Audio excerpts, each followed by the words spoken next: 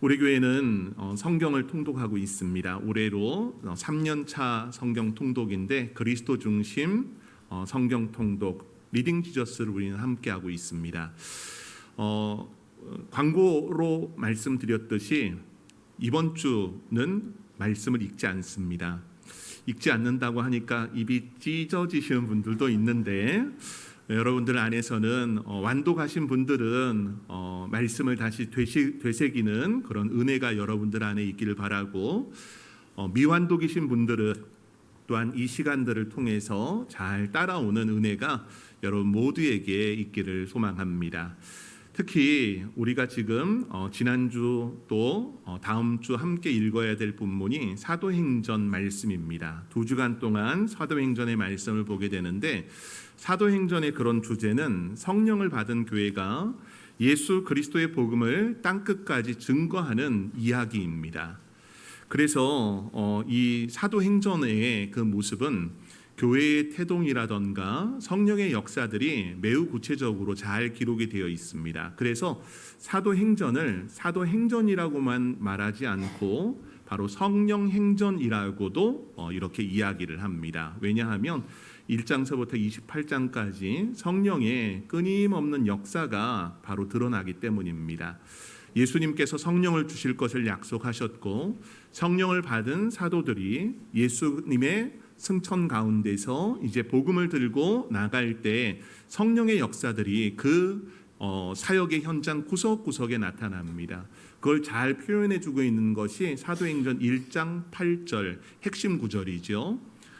성령이 너희에게 임하시면 너희가 권능을 받고 예루살렘과 온 유대와 사마리아와 땅끝까지 이르러 내 증인이 되리라. 여러분, 복음의 증거는요, 어떤 지리적인 확장의 모습도 있지만 바로 인정을 뛰어넘고 문화를 뛰어넘는 그런 확장성이 매우 강하다는 것을 우리 성도 여러분들이 기억하기를 원합니다. 그래서 사도행전의 역사를 보게 되면은 유대인들에게만 한정되어 있었던 이런 복음의 역사가 이방인에게까지 선포되는 그런 은혜가 있습니다.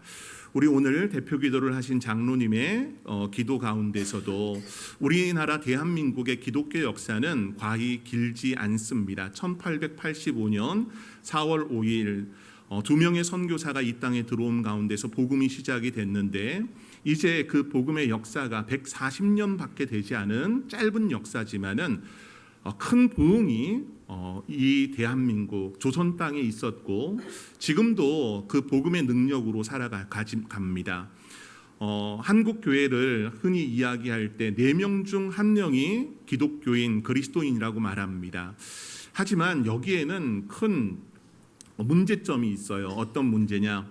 4명 중 1명이 그리스도인인 건 맞지만 거기에서 신실한 그리스도인들은 그리 많지 않다는 겁니다.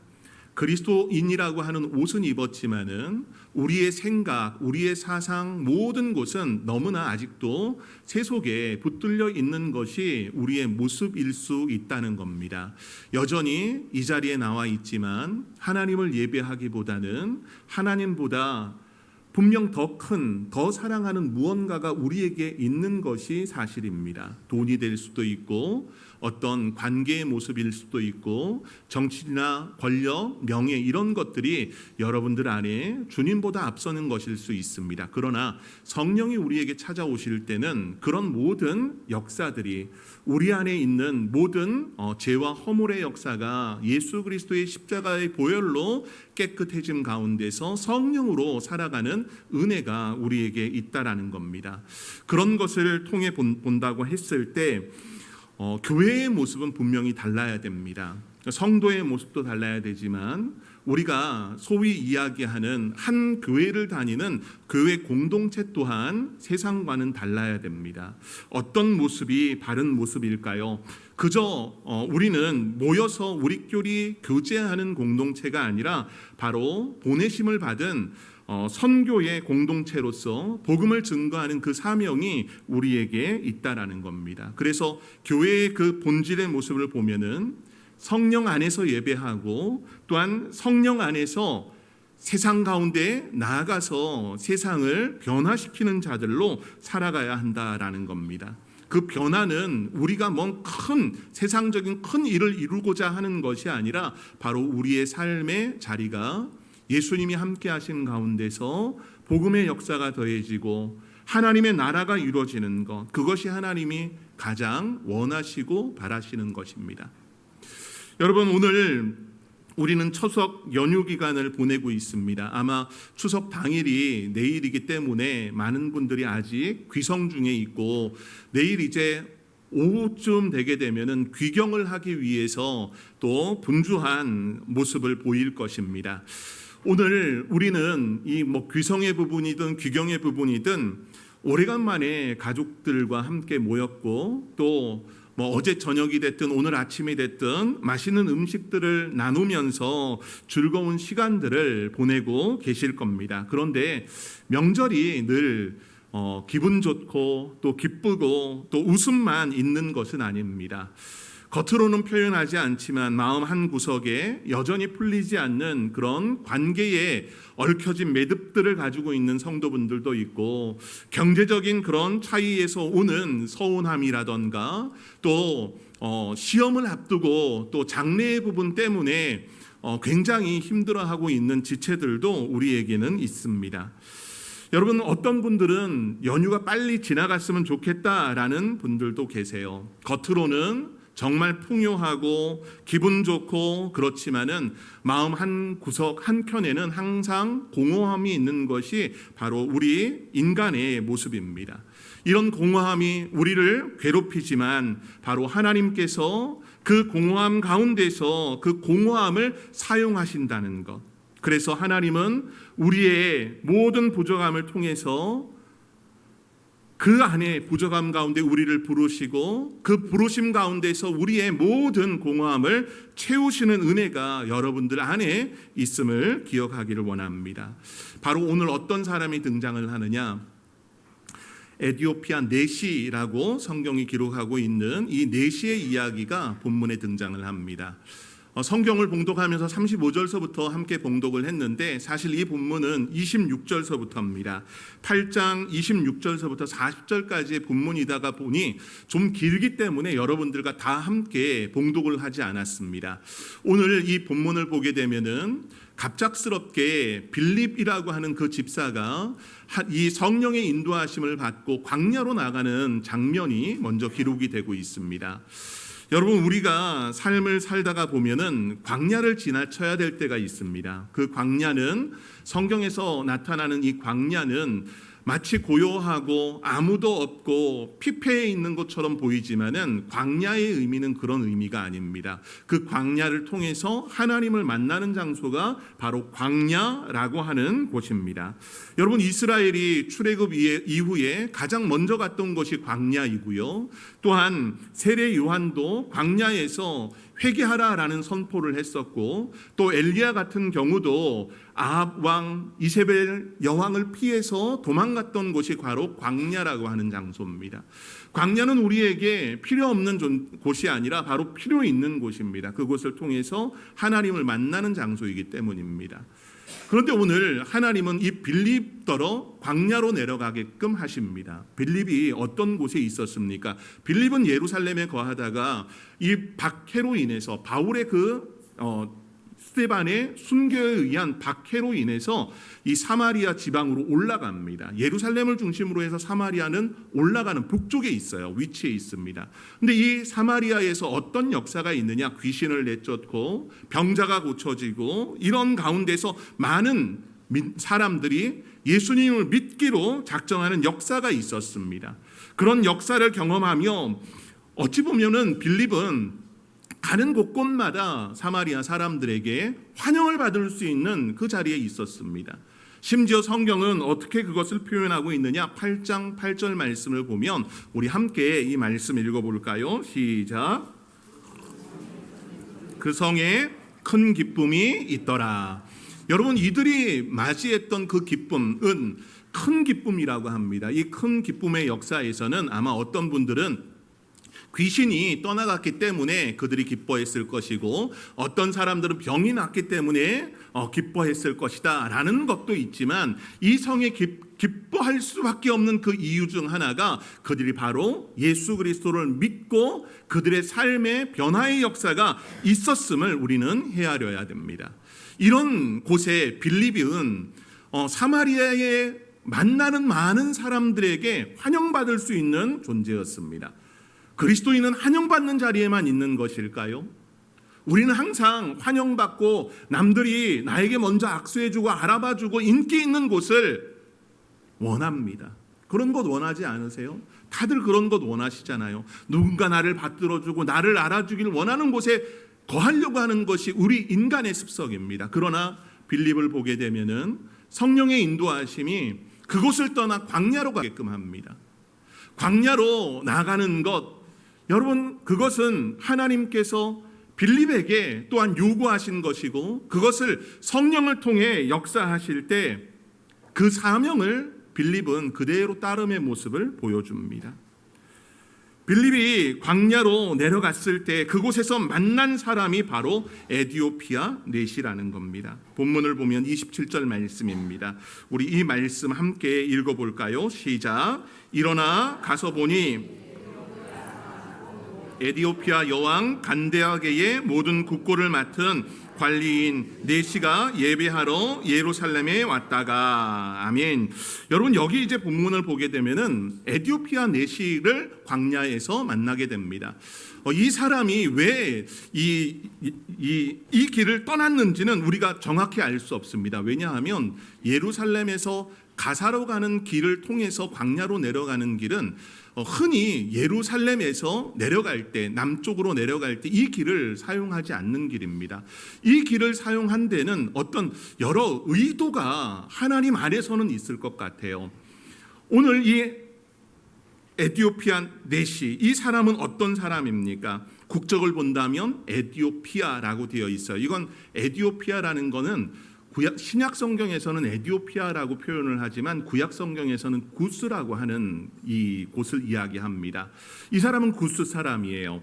그런데 이 사람의 직업을 보게 되면은 에디오피아 여왕 간다게의 모든 국고를 맡은 관리인이라고 합니다.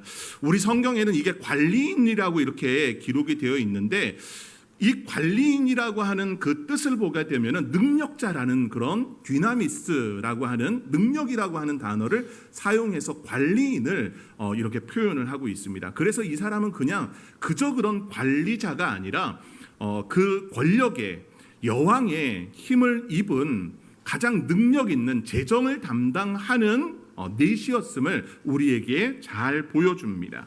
또한 이 사람이 어떤 사람이라고 되어 있느냐? 넷이라고 기록을 하고 있어요.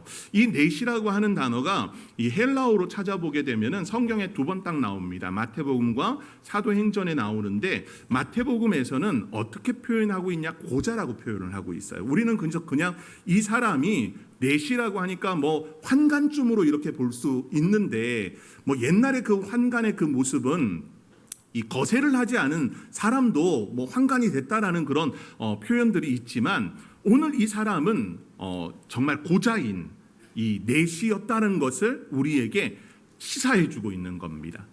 겉으로 보기에는 여러분 멀쩡해요.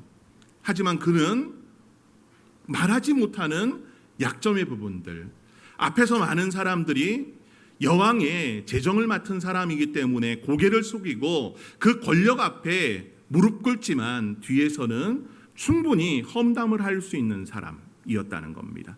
또한 이 사람의 모습을 보면은 그는 하나님을 경외했던 자임을 알 수 있습니다. 본문 28절 말씀에 돌아가는데 수레를 타고 선지자 이사야의 글을 읽더라라고 하면서 말씀을 해요.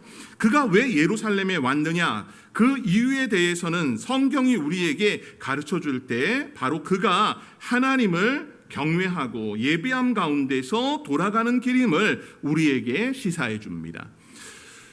구스라고 하는 이 에디오피아에서 예루살렘까지의 거리는 약 2,000km입니다. 그 2,000km, 우리 성경에는 수레라고 되어 있는데 그냥 수레가 아니고 마차를 이야기하는 겁니다. 마차를 타고 2,000km를 오는 것도 사실 그렇게 짧은 여정이 아닙니다. 그가 힘도 가지고 있고 재정의 부분도 넉넉한 사람이었기 때문에 2,000km를 마차를 타고 이동할 때 많은 비용이 들지만 그는 예루살렘에 올라갑니다. 왜 올라갔을까요? 하나님을 예배하기 위해서 올라갑니다. 하지만 이 사람에게 약점이 있다고 말씀을 드렸죠. 사도행전에 보게 되면은 성전 앞에서 성전에 들어가지 못하는 사람들이 참 많이 있었습니다. 누가 있었습니까? 3장에서 보게 되면은 성전 미문 앞에서 구걸하던 사람, 안준뱅이로 구걸했던 그 사람은 그 성전과 이 안준뱅이와의 그 삶에는 큰 갭이 있습니다. 어떤 갭이냐? 남자이지만 이 유대인 남자가 성전 안에 들어가지 못하는 겁니다. 안에서 찬양 소리가 들리고 제사를 드리는 그런 여러 모습들이 있지만 이 안준뱅이는 평생 그것과는 상관없는 자입니다. 그 성전은 매일매일의 밥벌이를 하기 위해 오는 자리였기 때문입니다. 오늘 이 내시도 마찬가지입니다. 여러분, 내시라고 하는 것 고자라고 말씀을 드렸잖아요. 성경을 보게 되면 고자는 하나님 앞에 제사를 드릴 수 있을까요? 없을까요? 어떻게 생각하십니까? 네. 신명기에 보게 되면은 신명기 23장에 이 사람이 고자였기 때문에 성전 안으로 들어가지 못하는 장애를 가지고 있는 겁니다. 그런데도 하나님을 경외하는 심령으로서 하나님을 예배하기 위해서 그 먼 거리를 이동함 가운데 그곳에 왔다는 거예요. 이 사람이 가지고 있는 믿음은 우리가 봤을 때 아무것도 아닐 수 있지만 이 사람을 향한 하나님의 그 마음을 우리가 잘 헤아릴 수 있어야 됩니다. 광야 가운데서 오늘 하나님은 한 계획을 삼으셨습니다. 마치 예수님께서 사마리아로 들어가신 이유가 평생을 사람들에게 손가락질 받았던 여인을 만나기 위해 주님께서 그곳에 가셨듯이 오늘 성령은 바로 이 광야를 통해서 에디오피아 내시를 만나게 하심 가운데서 주님을 믿는 역사가 있게끔 하시기 위해서 그와 같은 은혜를 우리에게 더해 주셨다는 겁니다. 여러분, 이 에디오피아 내시 그의 모습을 보면은 그는 하나님을 경외하는 그 마음도 가지고 있었고 세상에서 정말 부럽지 않을 만큼의 힘과 권력과 모든 부귀를 누렸던 사람입니다. 하지만 그 안에 있는 건 뭡니까? 공허함의 모습입니다. 오늘 그가 마차를 타고 이 광야의 길을 내려갈 때 성경을 그가 읽고 있음을 볼 수 있습니다. 28절 말씀에 그렇게 기록하고 있죠. 선지자 이사야의 글을 읽더라. 본문인 29절 말씀을 보니까 성령이 빌립더러 이르되 이 수레로 가까이 나아가라 하시거늘 빌립이 달려가 선지자 이사야의 글을 읽는 것을 듣고 말하되 읽는 것을 깨닫느냐라고 묻습니다. 여러분, 분명히 언어는 달랐을 거예요. 왜일까요? 에디오피아의 사람과 사람의 언어와 아마 빌립이 사용했던 언어는 달랐을 겁니다. 하지만 이 에디오피아 내시가 성경을 읽음 가운데서는 히브리어로 읽었기 때문에 그 내용을 어느 정도 알고 있었을 것이고 그런 부분에서 지도해 주는 사람이 없어서 깨닫지 못하는 그런 부분들이 그에게 있었다는 겁니다. 성령이 빌립더러 그 마차에 오르게 하고 그 읽는 성경의 내용과 또 그 말들을 들음 가운데서 바로 가르쳐주는 사람이 되었다는 겁니다. 여러분, 오늘 우리는 삶을 살아가면서 가르쳐야 되는 부분들이 참 많습니다. 여러분들 안에는 좋은 학교를 나오고 좋은 대학원 학위를 석사, 박사학위 받으신 분들도 있을 겁니다. 내가 뭘 더 이상 배우겠느냐라는 분들도 있겠지만 우리는 배워야 되는 것이 있습니다. 오늘 이 에디오피아 내시는 성경에 관한 내용을 궁금해합니다.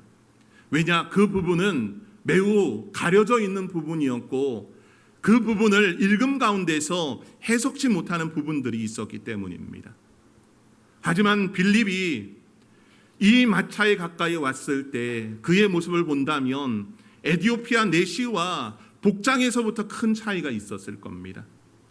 적어도 좋은 옷으로 만들어진 옷을 입었던 에디오피아 내시, 전혀 그렇지 않았던 빌립 집사, 그 두 모습을 비교한다면 과연 저 사람이 나에게 뭘 가르칠 수 있을까라고 말할 수 있지만, 성령께서는 이 에디오피아 내시의 그 마음을 움직이시는 역사가 분명히 있었을 것이라고 봅니다. 그리고 이 빌립을 통해서 성경의 말씀을 알게끔 하시는 역사가 있음을 우리는 성경을 통해 봅니다. 여러분, 오늘 성경에 기록되어 있는 32절 33절 말씀의 이 내용은 이사야 53장의 내용입니다. 여러분들이 가지고 있는 성경을 보게 되면은 아마 32절 그가 도살자에게로 라고 하면서 기억이라고 되어 있을 거예요. 맨 밑에 가서 보게 되면 이사야 53장 7절 이하라고 되어 있습니다. 이 이사야서 53장에 등장하고 있는 바로 고난받는 메시아, 예수 그리스도에 관한 내용을 들으면서도 이 에디오피아 내시는 그가 누구인지 모릅니다. 그렇기 때문에 34절에서 누구를 가리킴이냐, 자기를 가리킴이냐, 타인을 가리킴이냐라고 묻습니다. 빌립은 이 내용에 대해서 예수 그리스도에 관해서 이야기를 합니다. 아마도 얼마 전에 있었던 십자가에 달려 죽으신 예수님에 관한 그 내용을 이야기했을 것이고, 그 죽음 이후에 부활하신 예수 그리스도를 선포하는 역사가 바로 빌립 집사에게 있었을 것입니다. 오늘 이 이사야 53장, 저도 성찬 때면은 이 이사야 53장 말씀을 여러분들에게 참 많이 읽어드립니다. 잔을 받을 때, 떡을 뗄 때 이 말씀을 여러 번 봉독을 하는데, 이 이사야 53장의 말씀은 유대인들에게 어떤 느낌일까요? 오늘날 유대인들은 구약 성경을 믿는 자들입니다. 신약 성경은 그들이 믿지 않습니다. 예수 그리스도도 믿지 않습니다. 심지어 이사야서 같은 경우는 많은 랍비들이 연구를 하고, 또한 그 연구한 내용들을 강도감 가운데서 자신들의 회당에서 선포하는 내용이 바로 이사야서입니다. 그런데 오늘날 많은 유대인들 중에 이 이사야서를 읽을 때 이사야 53장을 읽지 않고 넘어가는 일들이 굉장히 빈번합니다. 금지된 것은 아니지만은 공적인 자리에서 이 이사야서 53장을 읽지 않습니다. 왜 그럴까요? 그들에게 거리끼기 때문입니다. 오늘 본문을 보게 되면은 이런 거리끼는 사람들의 모습을 우리는 볼 수 있습니다. 에디오피아 내시 같은 경우 성전 안에 들어가지 못했던 이유, 그의 고자됨으로 인해서 성전 안으로 들어가지 못했습니다. 그에게는 어찌 보면 굉장히 거리끼는 모습이었을 겁니다. 이제는 이 내용을 알매 빌립이 전한 예수 그리스도로 말미암아 어떤 역사가 있습니까? 그에게 더 이상 거리낄 것이 없음을 우리는 보게 됩니다. 여러분, 교회의 역할은 무엇일까요? 교회는 우리끼리 모여서 예배드리고 우리끼리 즐거운 시간을 갖고 교제하는 것이 아닙니다. 교회는 앞서 서두에 말씀드렸듯이 바로 우리 교회가 감당해야 되는 것은 복음으로 살아가는 겁니다.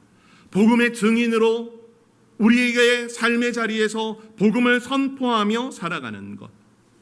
우리의 주변에는 성경을 모르는 사람들이 아직도 너무나 많습니다. 성도의 사명, 교회의 사명이 바로 이 성경을 가르쳐주는 겁니다. 성경은 어떤 사람에게 도덕적 교훈을 이야기합니다. 어떤 사람에게는 명상이 된다고 말합니다. 어떤 사람은 배고 자기 딱 좋은 높이라고까지 이야기합니다. 그러나 성경은 결코 그렇지 않습니다. 성경은 처음서부터 끝까지 예수 그리스도를 가리키는 구원을 위해 우리에게 주신 하나님의 선물입니다. 이 선물로 예수 그리스도를 더하심에 그분의 십자가와 부활을 통해서 우리를 의롭다 여겨주시고 우리의 모든 죄를 씻어주셨다는 겁니다. 이 메시지를 들은 에디오피아 내시는 어땠을까요? 내가 세례를 받음에 무슨 거리낌이 있겠느냐? 여러분, 성전에서는 그가 하나님을 제사하지 못했지만은 이제는 성전 대신 예수 그리스도로 말미암아 그가 세례를 받음으로 예수님과의 깊은 사귐과 교제와 그 은혜 안에 믿는 자가 되었음을 보여줍니다. 우리가 가지고 있는 성경은 37절이 없음으로 표기되어 있습니다. 성경책 한번 봐보십시오. 37절 어떻게 되어 있습니까? 없음일 겁니다. 우리가 가진 모든 성경은 다 그럴 겁니다. 그런데 이 내용이 어떻게 되어 있습니까? 거기에 4번으로 되어 있죠. 밑에서 찾아보면 어떤 4번에 빌립이 이르되 내가 마음을 온전히 하여 믿으면 가하리라. 대답하여 이르되 내가 예수 그리스도께서 하나님의 아들이신 줄 믿노라. 이 내용은 바로 에티오피아 내시가 예수 그리스도를 하나님의 아들로 믿었다는 것을 말합니다. 예수 그리스도를 하나님의 아들, 구원자, 메시아로 믿음 가운데서 그가 세례를 받았음을 우리에게 가르쳐주고 있는 것입니다. 오늘 에티오피아 내시는 빌립 집사를 만남 가운데 그의 인생의 전환의 모습을 보여줍니다. 이전까지만 해도 성경을 보면서 알지 못했던 공허했던 부분들이 빌립 집사로 말미암아 채워지기 시작합니다. 그 채워짐의 역사는 그의 인생에서 가장 기쁨의 역사로 찾아오고 다가왔다는 겁니다. 성경을 보게 되면은 그가 세례를 받고 그가 더 이상 이 사람이 보이지 않았음을 39절은 말씀합니다. 여러분, 이 에티오피아 내시는 어떤 삶을 살았을까요? 이 내시가 세례를 받은 후 기쁨으로써 자기의 고향의 길을 갔습니다. 자기의 나라인 에티오피아로 가는 모든 길의 여정은 바뀌지 않았습니다. 여전히 광야길이었고 그의 정치적 신분도 그가 고자였다는 사실 그것도 변하지 않습니다. 그러나 그 마음 안에 누가 찾아오셨습니까? 예수님이 찾아오셨습니다. 예수님이 찾아오시니 그 길은 달라집니다. 오늘 성경은 39절에서 내시는 기쁘게 길을 가므로 그를 다시 보지 못하니라 라고 말씀합니다. 이가 경험하는 기쁨이 사마리아 큰 성에 이 성에 큰 기쁨이 있었던 것처럼 그 안에도 기쁨이 있었다는 겁니다. 상황은 변하지 않았습니다. 그러나 예수님을 만났다는 겁니다. 예수님이 오심 가운데 그 안에 기쁨이 충만했다는 거예요. 그럼 이 에티오피아 내시는 어떤 삶을 살았을까요? 여러분들이 한번 생각해 보시기 바랍니다. 이 에티오피아 내시는 성경에 보면은 다시 보지 못했다라고 기록을 하고 끝나요. 그럼 이 사람은 어떻게 살았을까요? 어떤 삶을 살았을 것 같습니까? 에티오피아 돌아가서 바로 죽었다? 그 안에 기쁨이 있음에 성경은 더 이상 이 에티오피아 내시에 대해서 이야기하지 않습니다. 하지만 역사는 그를 기억하고 있습니다. 전승에 의하면 2세기의 이레네우스에 의해서 또 4세기의 유세비우스에 의해서 이 에티오피아 내시의 이야기가 다시 등장을 합니다. 그는 자기의 고향인 에티오피아로 갔고 또 그곳에서 복음을 전파했고 그곳에서 교회를 세웠다고 합니다. 여러분, 이 얼마나 큰 은혜입니까? 오늘 한 사람이 그 광야에서 예수를 만남 가운데 이 에티오피아 구스 땅에 복음이 전해지고 많은 믿는 자들이 더해졌다는 것. 사도행전은 늘 우리에게 이걸 가르쳐 줍니다. 주 예수를 믿으라. 그리하면 너와 내 집이 구원함을 얻으리라.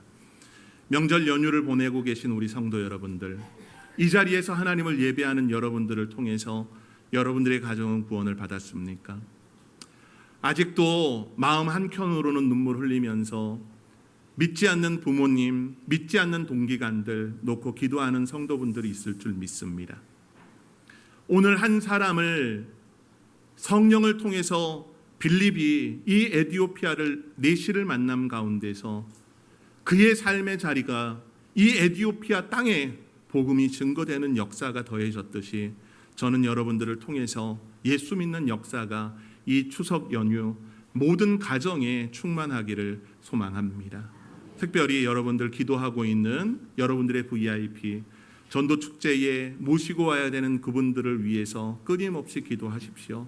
또한 그분들에게 성령이 찾아가심 가운데 나 자신을 또한 보내셨음을 기억하면서 여러분들이 예수님을 증거할 수 있는 복된 은혜로운 하나님의 사람들 되는 역사가 있기를 소망합니다.